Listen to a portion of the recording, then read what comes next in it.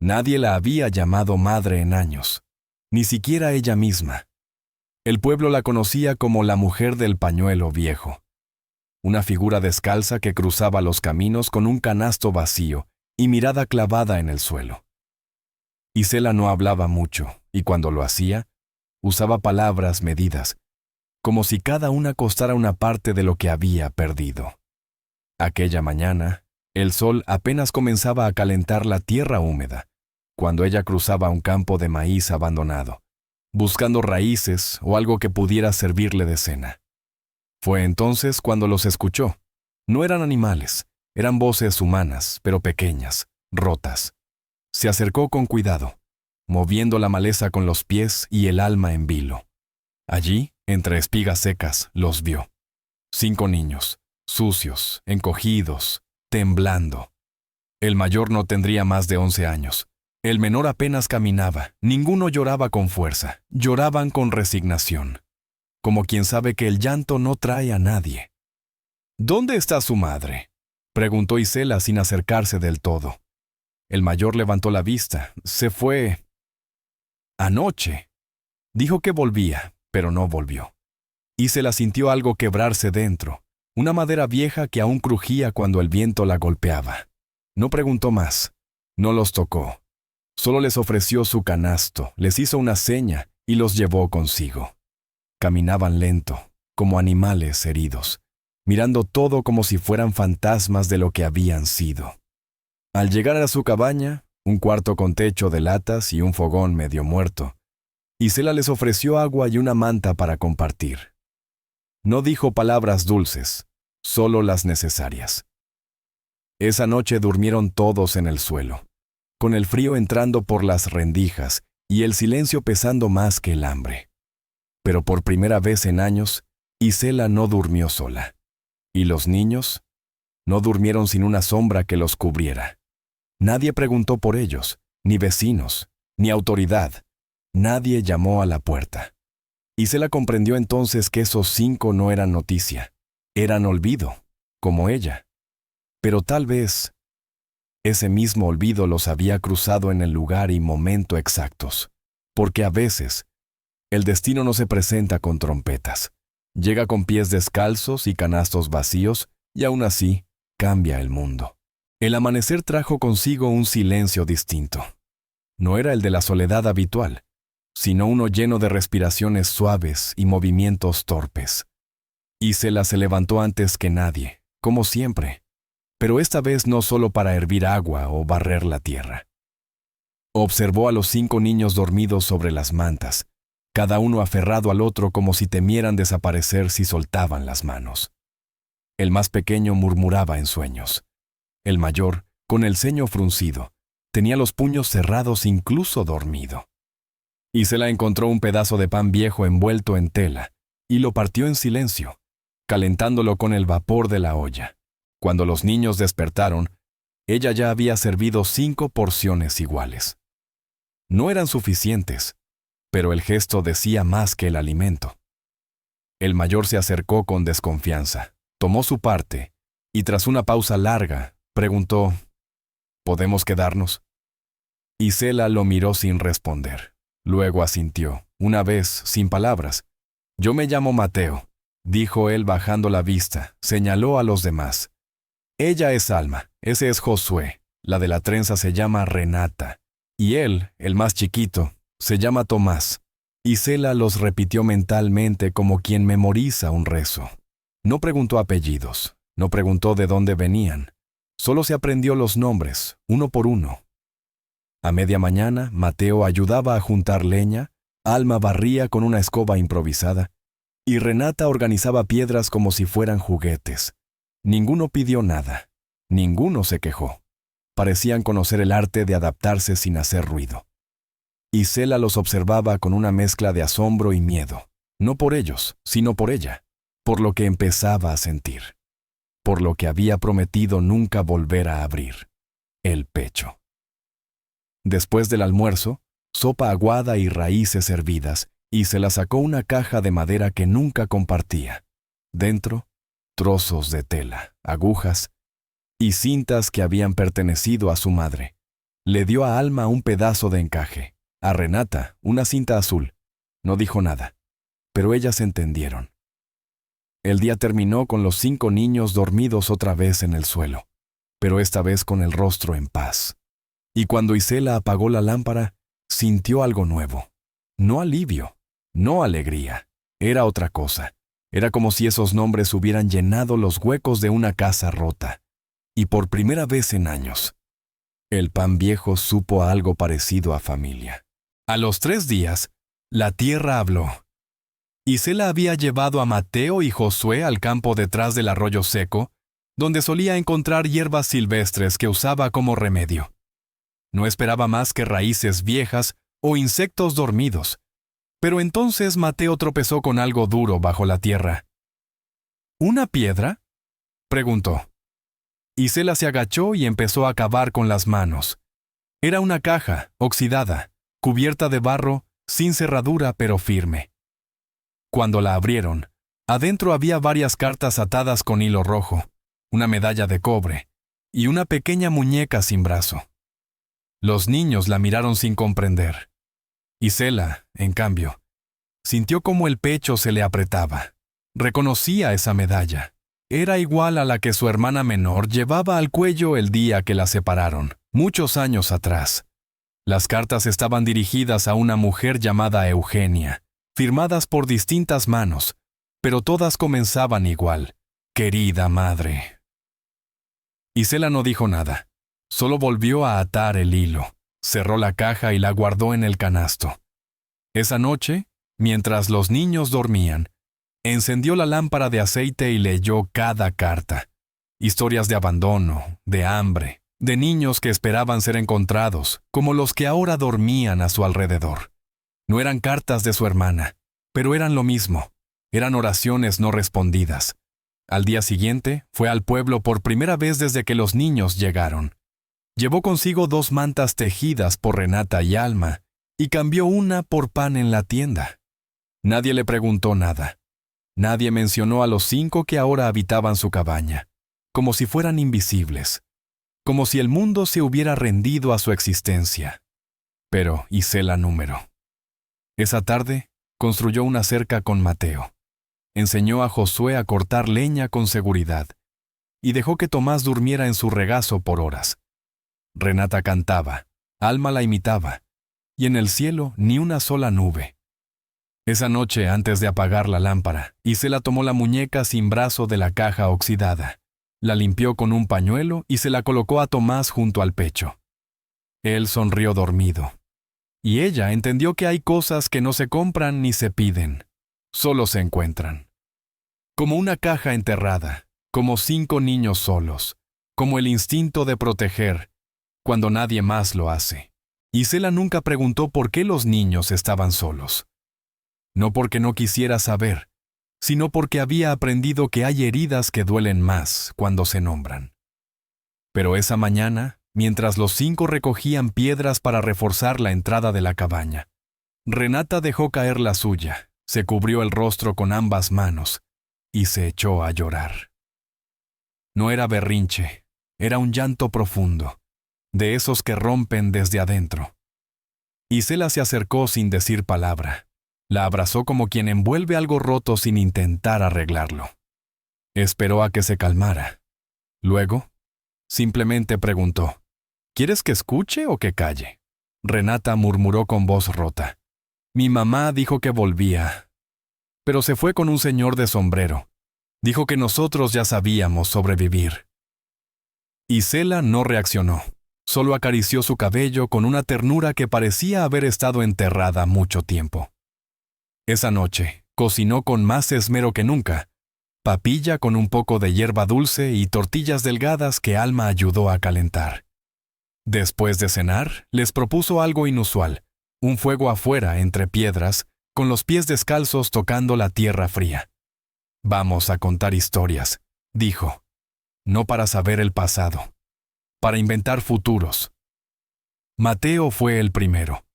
Dijo que algún día sería el dueño del campo que ahora cruzaban para buscar leña. Alma dijo que tendría una casa con ventanas rojas. Josué solo dijo que quería aprender a leer.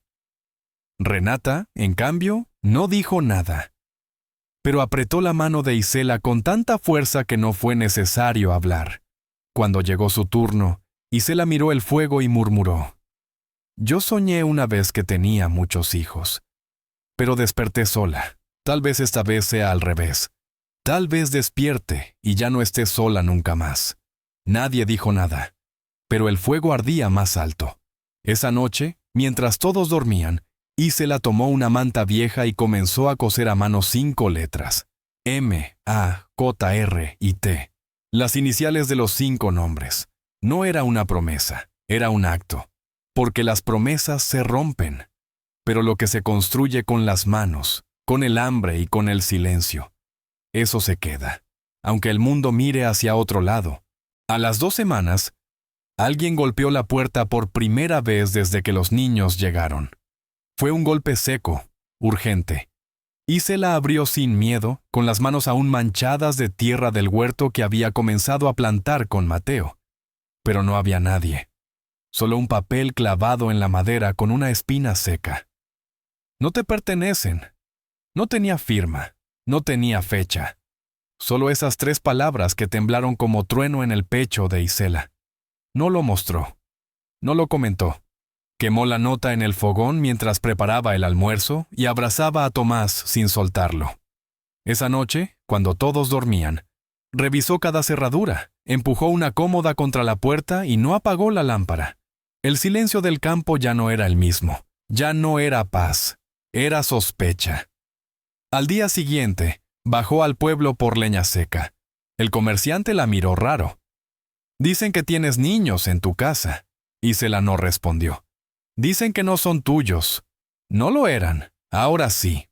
El hombre no dijo más, le entregó la leña y bajó la vista. Al regresar, encontró a Renata limpiando la entrada y a Josué recitando letras que Alma le había enseñado con una rama y polvo. Ninguno preguntó dónde había estado. Ninguno mencionó miedo. Y sin embargo, ella lo sentía en la nuca. Al atardecer, se sentaron todos juntos en la tierra recién removida. Isela enseñó a plantar maíz, a enterrar la semilla con respeto. «¿Y si no crece?», preguntó Alma. «Entonces plantamos otra vez», respondió Isela. Pero esta vez, juntos. Esa noche, bordó las 5 letras en la manta hasta completarlas. Luego, añadió una más, la I, la suya. Ya no había separación, eran 6. Cuando Josué despertó sobresaltado por una pesadilla, Isela corrió a su lado, lo cubrió con la manta nueva y le susurró una canción que creía haber olvidado. La misma que su madre le cantaba cuando ella también temblaba sin razón. Afuera, el viento soplaba más fuerte que de costumbre. Pero adentro, donde el calor y el aliento de 6 corazones compartían espacio, nadie tenía frío, nadie estaba solo. Y aunque el mundo intentara borrar esos vínculos con papeles anónimos o palabras huecas, Isela ya lo sabía. Las familias no se explican, se sienten, y ella lo sentía hasta en los huesos. El problema no era que vivieran juntos. El problema era que no existían en ningún papel. Ninguno de los niños tenía documentos. Nadie había reportado su desaparición. Eran 5 voces flotando en el limbo del olvido. Y ahora, dormían bajo el techo de una mujer sin apellido visible, sin esposo, sin título. Isela lo comprendió una mañana cuando bajó al pueblo a comprar sal y escuchó a 2 mujeres murmurar cerca del pozo. Dicen que los recogió como si fueran cachorros. Dicen que está loca, que los tiene para que le trabajen. No los enfrentó. No hizo escándalo. Solo volvió a casa con las manos temblando y la mirada más firme que nunca. Esa tarde, se sentó con Mateo mientras él intentaba formar palabras en un trozo de papel. «¿Quieres tener un apellido?», le preguntó. «No tengo. ¿Quieres uno?». Mateo no respondió de inmediato. Luego levantó la vista. «¿Puedo tener el tuyo?». Isela sintió que el pecho se le apretaba, pero no lloró. Tomó el mismo lápiz torcido y escribió con él: Mateo Ibarra. Por primera vez, el papel tenía sentido. Al día siguiente, uno por uno, Los 5 niños escribieron sus nombres, primero en voz alta, luego en papel. Y todos los apellidos terminaban igual. Ibarra, como si un hilo invisible hubiera cosido las partes rotas de algo que nunca debió separarse. Cuando la maestra del pueblo llegó para ofrecer clases semanales, enviada por la anciana de la botica que siempre observaba en silencio, se sorprendió al ver 5 nombres en la pared, firmes, orgullosos, clavados como semillas ya brotadas. ¿Son sus hijos?, preguntó con suavidad. Isela la miró. Lo son desde que nadie más volvió por ellos. La maestra sonrió. No hizo más preguntas.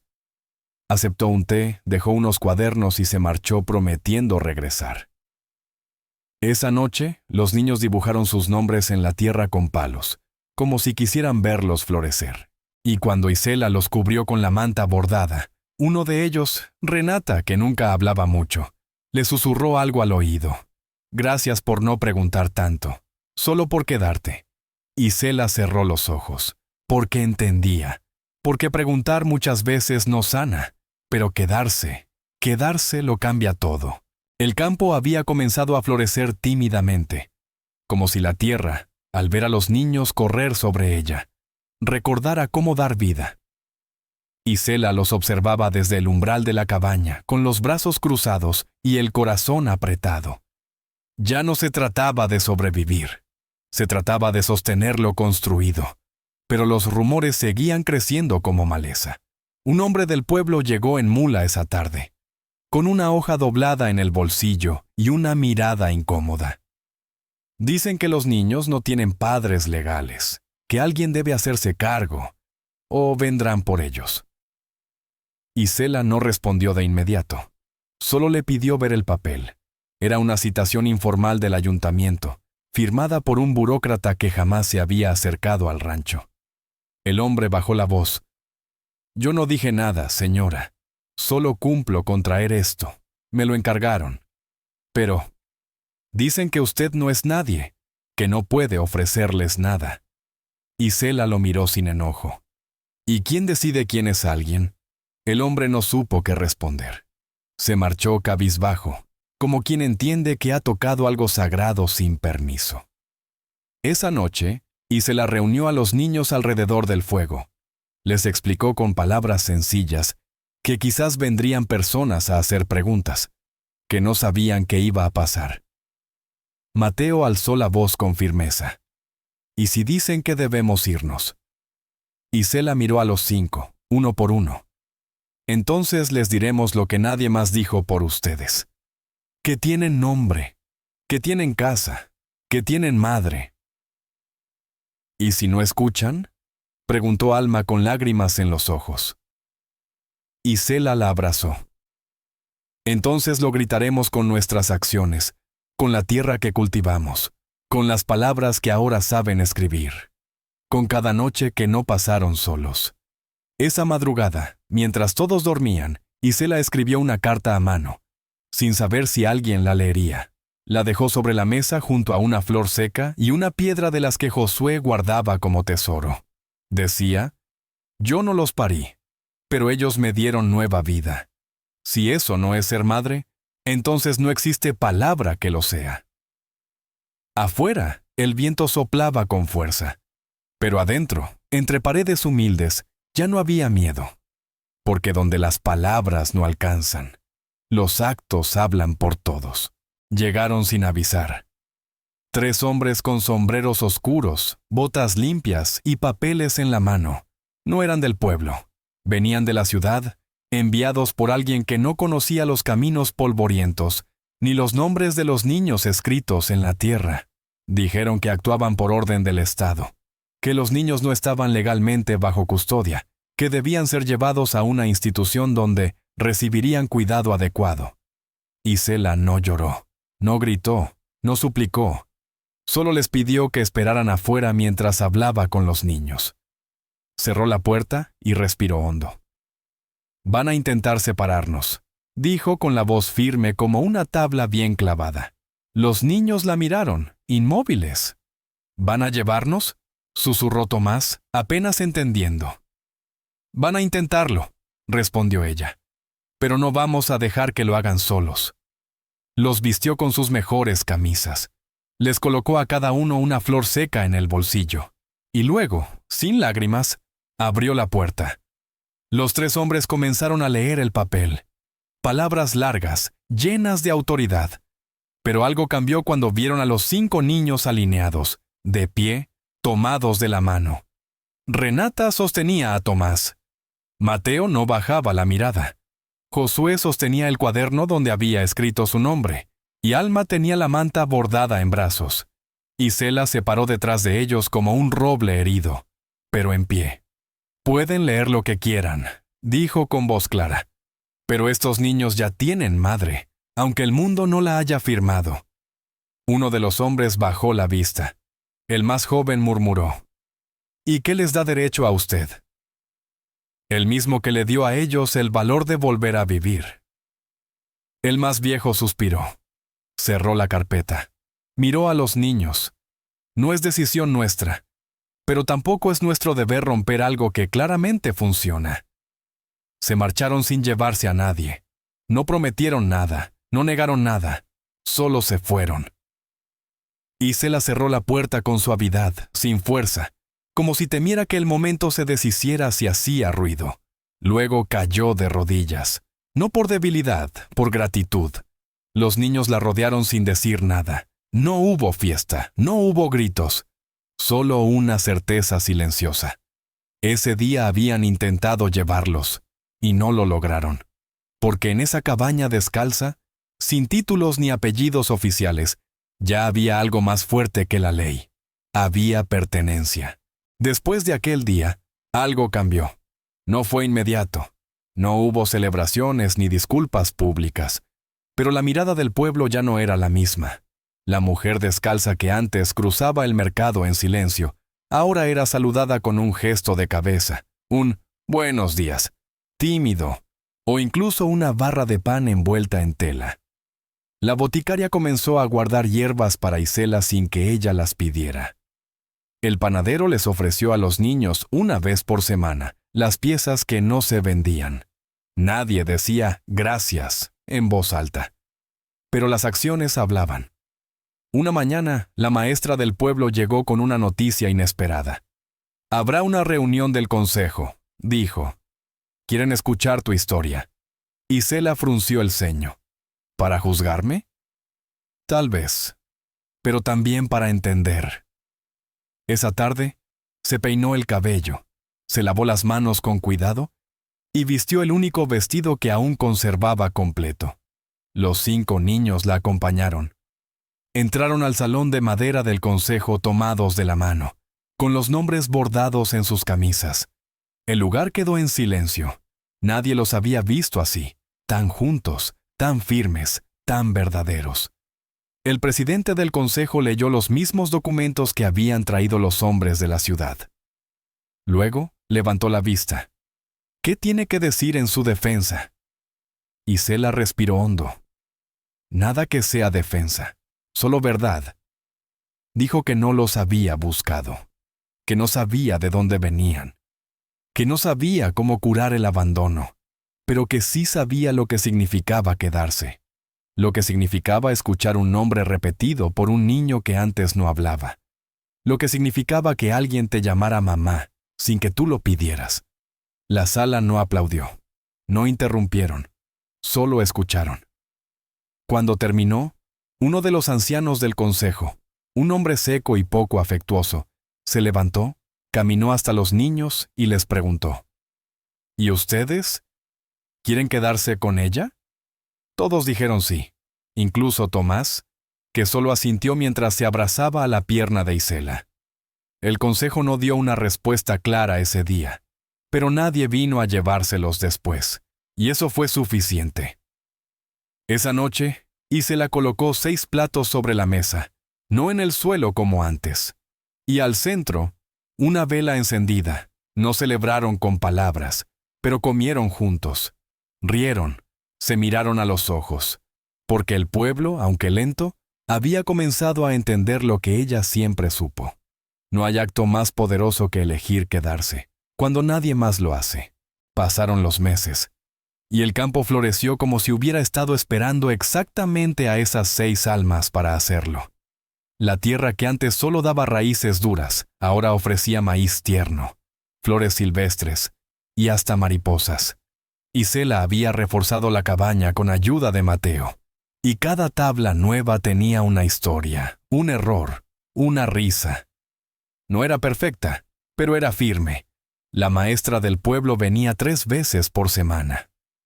Josué ya leía en voz alta, Renata escribía con letra temblorosa pero clara, y Alma decoraba cada hoja con dibujos de lo que llamaba cosas que no quiero olvidar. Una mañana llegó una carta. El sobre era blanco, sin remitente.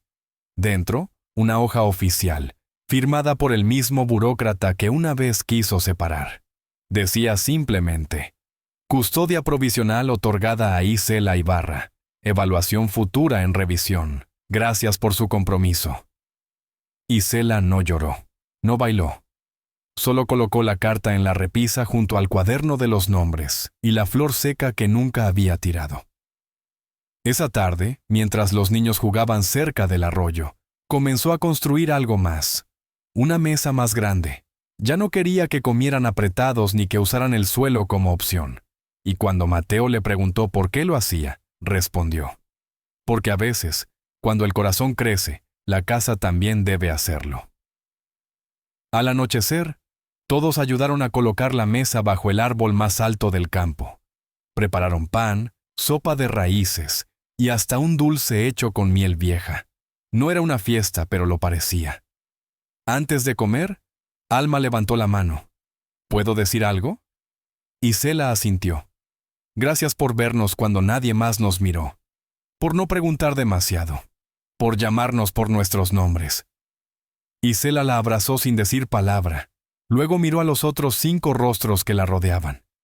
Sabía que nunca serían como cualquier otra familia. No tendrían fotos antiguas, ni historias de cunas, pero tendrían mañanas como esa. Días en que el viento no sopla para llevarse cosas, sino para traerlas, y sobre todo, tendrían algo más poderoso que la sangre, el compromiso de no soltar jamás. Porque ese día, bajo un árbol, con pan y sopa sencilla, lo supieron todos. Esa madre descalza ya no caminaba sola. Caminaba con 5 hijos que nadie quiso, y un futuro que ya no podían quitarles.